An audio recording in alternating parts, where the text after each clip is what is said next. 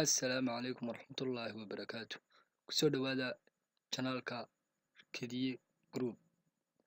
Casharadeenii inoo sii socday waxay ahaayeen After Effects. Waxaad kusoo dhawaataan casharkeenii saddexaad oo ku saabsan layerska. Waxaynu markaad doonayso inaad layer samayso ugu horreyn waxaad u baahan tahay inaad composition abuurto. Laba qaab ama saddex qaab oo composition loo abuuro aynu soo baranay. Qaabka koowaad baynu ku samayn doonaa inagoo right click siinayna kadibna composition tagayna kadibna ka xulanayna compositionkeena optionadiisa kaynu doonayno. Intaba sideedaynu doonayna maadaama aynu isticmaalayno hal composition. Markaad doonayso inaad layer samayso laba qaab baa loo sameeyaa layerka. Ta koowaad waa adigoo layerskan right click siinaya ama qaybta layerska right click siinaya kadibna new tagaya. New markaad tagto halkan ka xulanaya layerska aad doonayso. Tan labaad waa adigoo menuga layer tagaya kadibna new ka tagaya kadibna halkan ka xulanaya layerka aad doonayso. Layeradan haddaynu yara dul istaagno aynu sharaxno waxyaalaha ay qabtaan.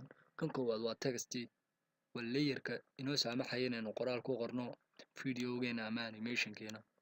Kan labaad waa solid, waa marka aad doonayso inaad animationkaaga ama videogaaga background u samayso ama qoraalkaaga dibadiisa adigoo isticmaalaya color kala duwan ama gradient color isku dhex jira. Kan saddexaad waa light, waa marka aad doonayso inaad isticmaasho animation ama isbedbeddel. Kan afraad waa camera, waa marka aad doonayso inaad u isticmaasho muuqaalkaaga qaab animation ah oo isbedbeddel ah. Tan shanaad waa null object, waa markaad doonayso inaad u isticmaasho muuqaalkaaga ama animationkaaga laba object ama laba waxyaalood hal composition aad ka dhaxaysiinayso. Tan lixaad waa marka aad doonayso inaad shape ku soo darto muuqaalkaaga ama animationkaaga. Tan toddobaad waa marka aad doonayso inaad animationkaaga aad colorka ka beddesho adoo u isticmaalaya hue saturation ama color. Tan sideedaad waa marka aad doonayso inaad isticmaasho marka aad doonayso file aad ku soo samaysay Photoshopka inaad keento After Effects. Kan shanaad waa marka aad sagaalaad waa marka aad doonayso inaad file aad ku soo samaysay Maxon inaad keento After Effects oo aad doonayso inaad qaab animation ka dhigto. Haddaba animation layeradani waxyaalahaas ay noo qabtaan kee ayaynu ku bilaabi doonaa. Horreyn waxaan ku bilaabi doonaa solid oo ah backgroundkii. Markaad solid saa ugu dhufato wuxuu kuu soo saarayaa optionno la mid ah kuwii compositionka. Ugu horreyn magacaad ka beddelaysaa maadaama aynu isticmaalayno hal composition iyo hal layer waxaynu u daynaynaa magaca iyo waxyaalaha kale. Magaca markaad ka beddesho waxaad beddelaysaa widthka iyo heightka adigoo ballaca iyo dherka aad doonayso ka dhiganaya. Ta kale waxa weeyaan markaad doonayso inaad u isticmaasho make composition size ama markaad doonayso inaad isticmaasho composition size-ka sida widthka iyo heightka. Tan kale waxa weeyaan markaad doonayso inaad colorka ka beddesho solidkaaga ama backgroundkaaga markaad doonayso inaad color ka beddesho aad u isticmaasho colorka aad doonayso adigu. Intaba sideeda ayaynu u daynaynaa.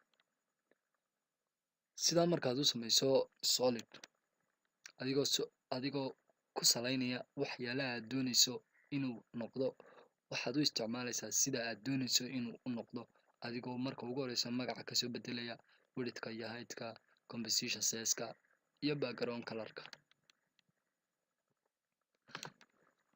Layerka kale aynu doonayno inaan abuurno wuxuu noqonayaa adigoo tagaya right click kadibna new tagaya kadibna text ku dhufanaya kadibna textka aad doonayso ku qoranaya. Textka aad doonayso markaad ku qorato Kediye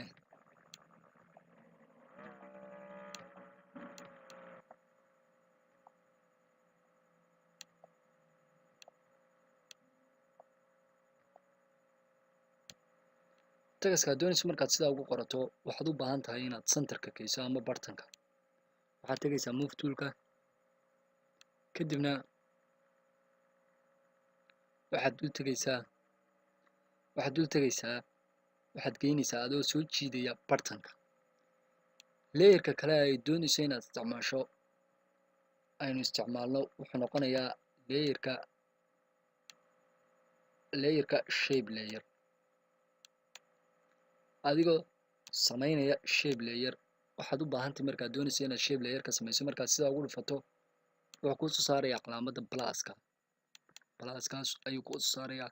kadibna waxaad u jiidaysaa inta aad doonayso ama size-ka aad doonayso ayaad leekisiinaysaa adigoo click siinaya kadibna jiidaya.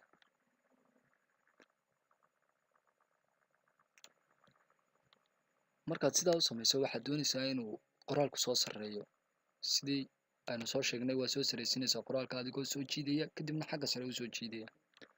move toolka ayaad dib ugu noqonaysaa kadibna waad leekisiinaysaa bartanka ama bartamaha ayaad geynaysaa adigoo select garaynaya shape-ka ayaad shape-kana bartanka geynaysaa.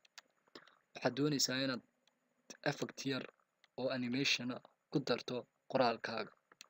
waxaad tegaysaa qaybtan effect iyo present adigoo sergeantan ku qoraya effectiga aad doonayso. tusaale ahaan typewrite markaad sidaa u qorto wuu kuu soo saaraya kadibna waxaad usoo jiidaysaa qaybta qoraalka adigoon geyneyn solidka iyo shape-ka.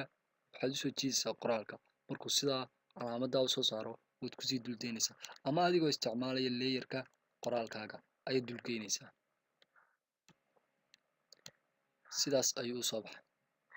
haddii aan yaro daaro qaab typing oo kale ayuu qorayaa ama qof keyboardka wax ku qoray oo kale. markaad doonayso inaad layerkaaga jarto waxaad samaynaysaa waxaad tegaysaa minutka aad doonayso inaad ka jarto adigoo halka ka eeganaya minutka. soo jiidaysaa qoraalkaaga ama waxaad soo jiidaysaa rulekaaga ama current timeka. kadib markaad saa soo jiido waxaad keenaysaa halka aad doonayso inaad ka jarto clipkaaga ama qoraalkaaga. markaad sidaa u dul keento 10 minute ilaa 8 minute ama 10 minute oo buura. markaad sidaa u keento 10 minutes waxaad tegaysaa qaybta edit ee menuga. qaybta edit ee menuga ayaad tegaysaa adigoo kasii dooranaya optionka split layer. ugu horeyn intaanad split layer tegin waxaan soo ilownay inaad soo select garayso layerka aad doonayso inaad jarto ama layerka aad doonayso inaad split ku samayso. waxaanu doonaynaa inaan split ku samayno layerka qoraalka. select markaad saa soo tiraahdo edit baad dib ugu noqonaysaa kadibna split layer ama adoo isticmaalaya shortcutka control plus shift plus delete ama control shift iyo delete. split layer markaad sidaa ugu dhufato durtaba waxaa isjaray layerkii qoraalka ee uu ku qornaa kediye group. inta dambe ee layerka ayaad delete siinaysaa adigoo adeegsanaya keyboardkaaga delete. haddii aan daaro intaas ayuu ku ekaanayaa qoraalkaaga adigoo ku daraya animationo kale iyo qoraallo kale oo kala duwan.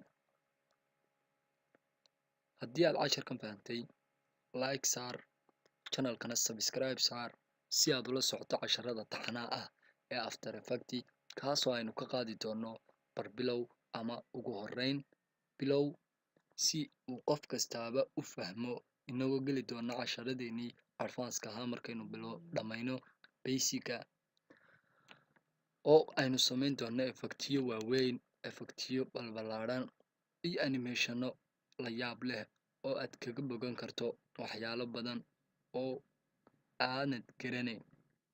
haddaba si aad ula socoto After Effects la soco channelka kediye group, subscribe-na saar adigoo videogana like saaraya commentigana noogu soo qoraya wixii faallo ah. waxaanu idinkaga tegaynaa wassalaamu calaykum waraxmatullaahi wabarakaatu.